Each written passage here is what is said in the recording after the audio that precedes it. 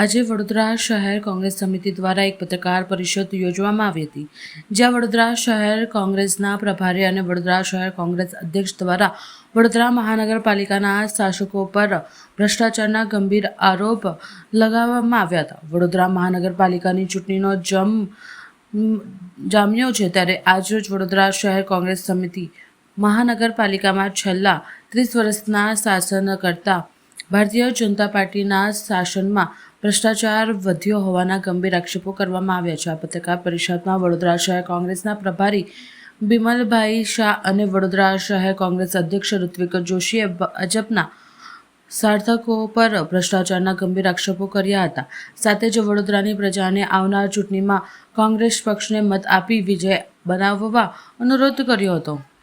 નમસ્તે વડોદરા. આપના માધ્યમ દ્વારા વડોદરાના નગરજનોને આપની વચ્ચેથી વિનંતી કરી રહ્યો છું કે આવનારી મહાનગરપાલિકાની ચૂંટણીમાં આપ સૌ છેલ્લા 10 વર્ષથી સતત ભ્રષ્ટાચારનો ભોગ બન્યા છો. એ હરણીકાંડ હોય, એ વિશ્વામિત્રી નદીના સંદર્ભમાં ભ્રષ્ટાચાર હોય, રોડ ઉપર આવતા મગર હોય, પાણી અને ગટરની લાઈન એક થઈને ગંદુ પાણી પીવાનો રોગચાળો થતો હોય, સ્કૂલો બંધ થઈ જતી હોય, દરેક નાની નાની બાબતમાં ભ્રષ્ટાચાર, એ બાળકો માટેની સીટી ખરીદવાની વાત હોય કે ફાયરમાં ભ્રષ્ટાચાર હોય, હમણાં ઋત્વિજભાઈએ કીધું તે પ્રમાણે સ્મશાનમાં પણ ભ્રષ્ટાચાર હોય. આવા અનેક વાત, અને આ ભ્રષ્ટાચારની વાત હું કહું છું એકલો નહીં, કે કોંગ્રેસ તરીકે વાત કરીએ છીએ નહીં, લાખાવાલા જેવા સજ્જન માણસે પણ કીધું છે કે અહીંયા ભ્રષ્ટાચાર થાય છે, અહીંયા વિકાસ થયો નથી. માનનીય મુખ્યમંત્રીશ્રીએ પણ કહેવું પડ્યું હતું કે વડોદરાનો વિકાસ થયો નથી, અને એટલા માટે જ આ યોગેશભાઈ જેવા સિનિયર ધારાસભ્ય પણ કહેવું પડ્યું કે તમે જ્યારે પસંદગી કરો ત્યારે એવા જુનિયર લોકોની પસંદગી કરો છો કે જેના કારણે ભ્રષ્ટાચાર પણ વધ્યો છે, આ વિકાસ તો પણ વિકાસના નામે ભ્રષ્ટાચાર વધ્યો છે. હું માનું છું કે આપના માધ્યમ દ્વારા અમે સૌ વિનંતી કરી રહ્યા છીએ, અને આ વખતે પણ અમને જે દેખાઈ રહ્યું છે તે પ્રમાણે પ્રજા પણ મન બનાવી રહી છે, પ્રજાનું પણ મન બની ગયું છે. આ ચોક્કસ કોઈક પોલીસથી ગભરાય છે, ચોક્કસ કોઈ ઈડીથી ગભરાય છે, ચોક્કસ કોઈક જીએસટીથી ગભરાય છે. નાના મોટા વેપારી બિલ્ડર્સ બધાને ક્યાં બીજા પ્રકારે દબાવવામાં આવી રહ્યા છે, એટલા માટે બહાર નીકળતા નથી.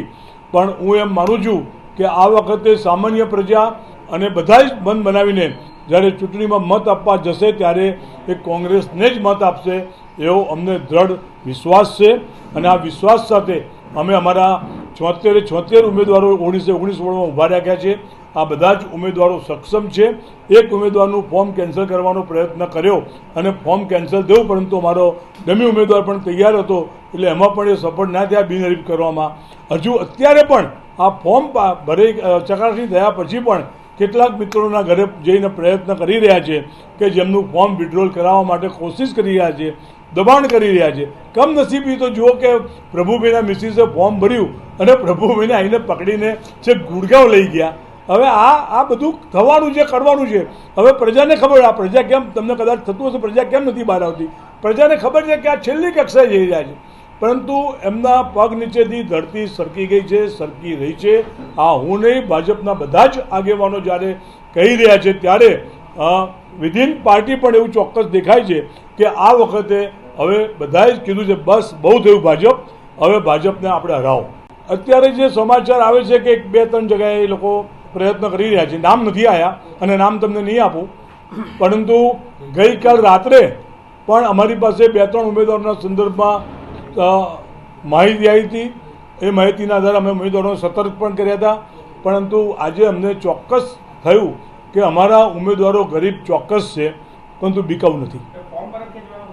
ફોર્મ ભારત ખેંચવાના પ્રયત્ન કરી રહ્યા છે. ગઈકાલે એમના ટેકેદારોને પણ સમજાવવા માટે કોશિશ થઈ રહી હતી, પણ હું આજે વિશ્વાસથી તમને કહું છું કે ચોક્કસ અમારી પાર્ટી બી એમના કરતાં ગરીબ છે, અમારા ઉમેદવારો પણ સ્વાભાવિક રીતે ગરીબ છે, પણ અમારી પાર્ટીએ બીકાઉ નથી અને અમારા ઉમેદવારો પણ બીકાઉ નથી.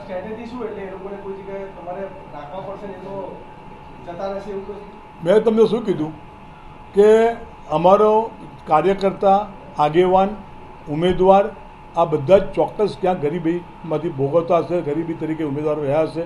કારણ કે સ્વાભાવિક છે કે અત્યારે એસટી, એસસી, ઓબીસી સામાન્ય માણસોને અમે ઊભા રાખ્યા છે.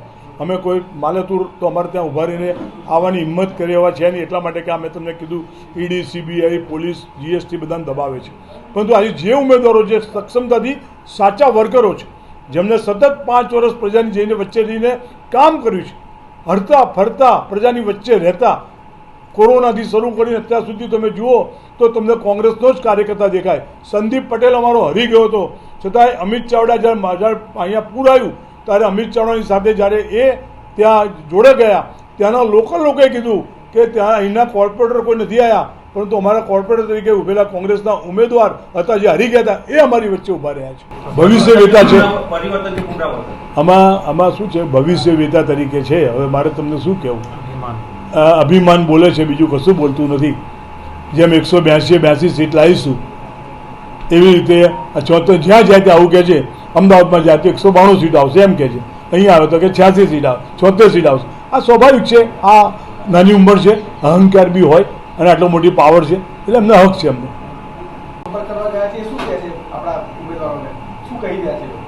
હવે એ બધું મારે તમને કહેવાનું હોય. હવે તમને સ્વાભાવિક છે, ક્યાંક કોઈક જગ્યાએ પ્રલોભન આપતા હોય, ક્યાંક કોઈક જગ્યાએ દાદાગીરી કરતા હોય, ક્યાંક કોઈક જગ્યાએ ધાક ધમકી આપવા હોય, એમના સગાવાલા સંબંધીઓ પર પ્રેશર લાવતા હોય. આ બધું થવાનું અને કરવાના છે. અને અમે અમારા ઉમેદવારોને સતત કહ્યા જ છે કે આ બધું થવાનું છે, તૈયાર રહેજો, આમાંથી બચજો.